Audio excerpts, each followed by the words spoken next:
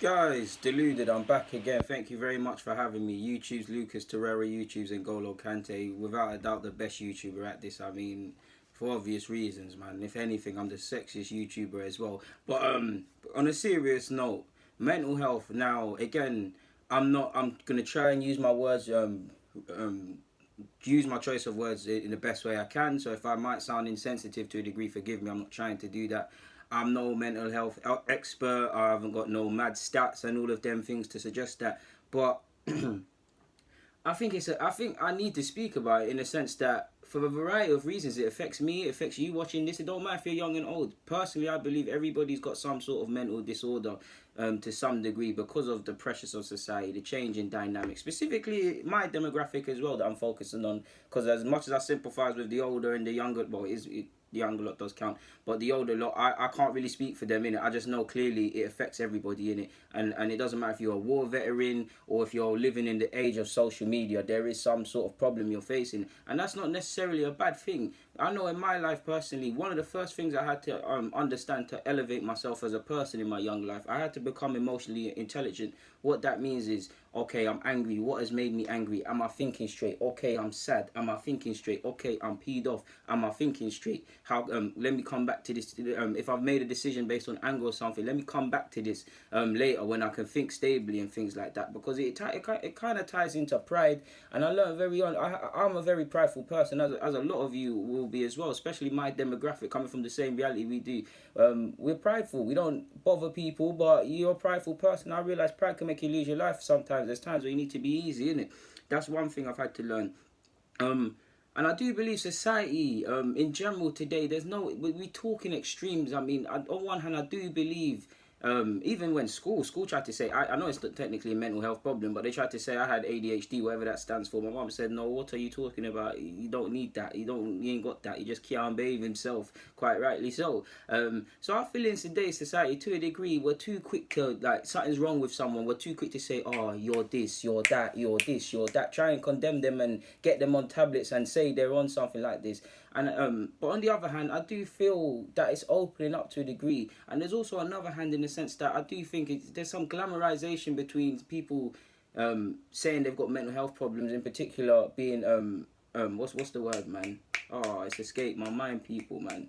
Anxious, anxiety, and all of these things, and OCD, and all of these things. There's a lot of glamorization between it. So, like I said, to hold it on the point, I do believe we talk in extremes. Any little mad thing, we're either, especially when it's someone that's just a cunt, that's killed someone or something mad, trying to label him mental. He's got something mentally wrong with him, and he's got this and that. Or if just anyone in general is too quick to label things. Or on the other stretch of the coin, I do think everybody does suffer from something, and it's not a bad thing. Like, it's okay to say you're not okay at times. Like, that's a real sign of strength. People will say showing these things are weak, but it's a sign of strength to be able to talk. Like, even back in school times or whatever, this is when I really started to realize something is wrong. Because how many times would I don't know, you rush someone, or you have school fights or whatever, or you do little madness, or you pass someone, banter them, and they're crying, but they say it's tears of anger. It's still tears, blood. It don't matter if it's tears of anger or tears of joy or tears of sadness. You're still crying. You're a human. Like, it's okay. You cry, you get angry, you go again. Like, it's mad. And especially with all this road nonsense, all this gang crap as well. There's all this glamorization with being hard and all these things. To anyone doing that gang stuff, people that have actively seen these things and actively, it's a reality. They know there's nothing glamorized about this road crap. There's nothing, because the most of these people that these people are looking up to and rating, they're crying in their cell because they got 30 years. They want to come home, and if they haven't got that, they're paranoid because of the enemies they've got, the spliffs they're smoking. Pardon me, guys. The mad things they're doing. They can't even go buy bread for their mum without looking over their shoulders. So I had to really realize, when in regards to mental health, it's okay to not be okay.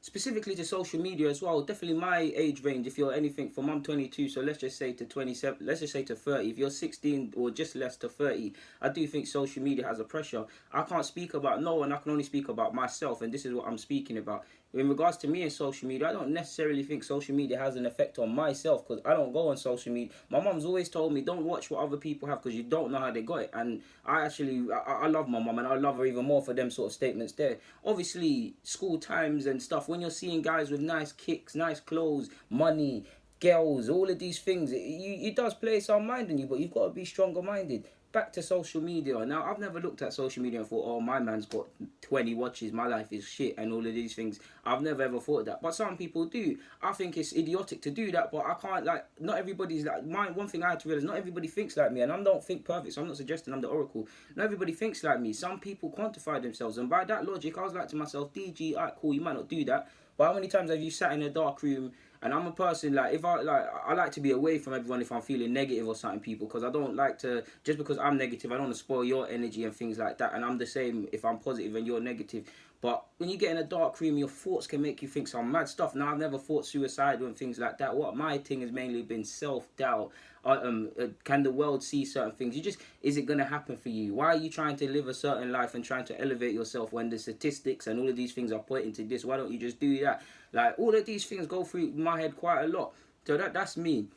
What else have I got? I actually write these things down as well. Personally, I've never been like you guys. If you've grown up in a similar reality to myself, again, we're not living in Compton and stuff like that. But if you've grown up in London, north, south, east, west, it don't even matter. Parts of Nottingham, Bristol, Birmingham, and all these sides. Just from simply growing up, you've seen certain things. Just from me going to school or going to work or going to the shop, I see certain things and it depresses me. I see I see this all the time. I see stabbings. I've seen shootings. Like I haven't seen someone get burst and they're bleeding, but I've seen the windows die down and you've heard the clap, and I don't want to get too much into that. And again, that's no different from me. How many of you have been to parties and you see and it turns into a shootout? We've all been there.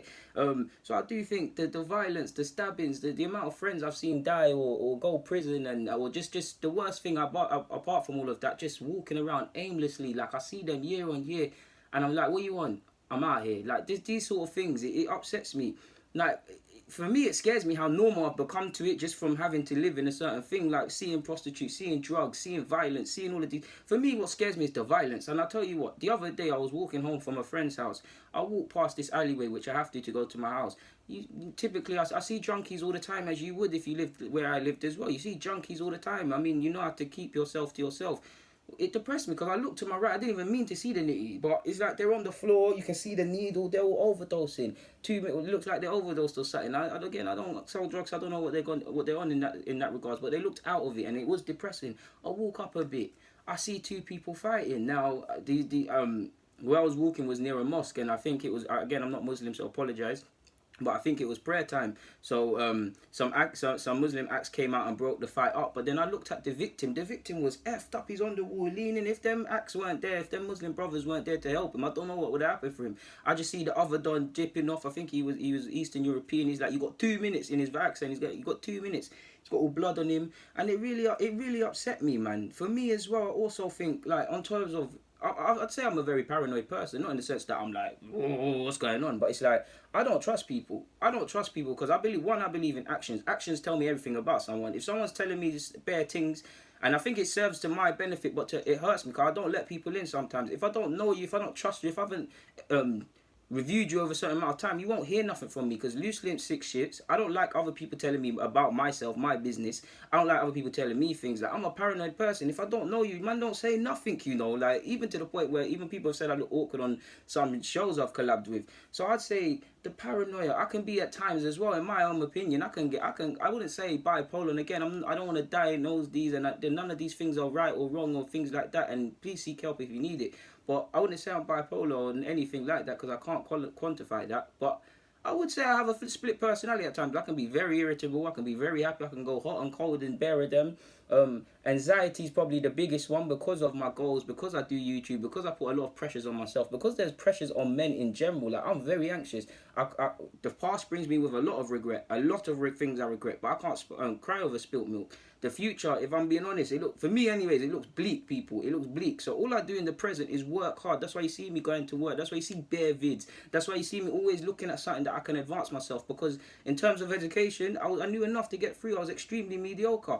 And I know if I don't do certain things or try and evolve in certain things, my life is not going to go the way I want it to go. My life might, in fact, go down the toilet. And I put a lot of unnecessary, at times, pressure on myself. Like, I'm 23. I need to quantify things at times. But by that same logic, I ain't got a lot of time, in my opinion. Like, It's mad. It's mad, people, man. It's mad. I think, like I said, man, between the social media, between the propaganda in the newspapers, between there's so many reasons for us to have mental health problems and stuff. And I don't even want to call them problems because it's not necessarily a problem. Like if you can get help.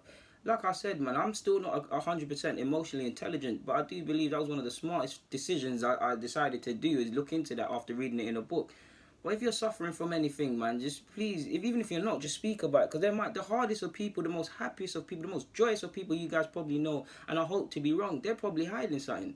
Like to me, I'm a very geeked up person. If I know you, I'm happy, I'm excited, I'm loud, I'm this and that. But behind it all, to a degree, I'm not like that. Like I'm stressing all the time. But like, yeah, man, it is what it is, man. It is what it is. I just felt I needed to speak about this. To be fair with you, man, like.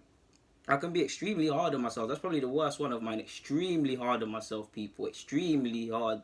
Like, I don't... It's only now that I've started being good to myself and all of these sort of things, and praising myself for accomplishments and things like that. And I've got a lot to learn in that regards. But for now, yeah, man, I just felt this needed to be said, man. So, guys, Deluded, get in the comments, subscribe, and do the rest, man. I'm out.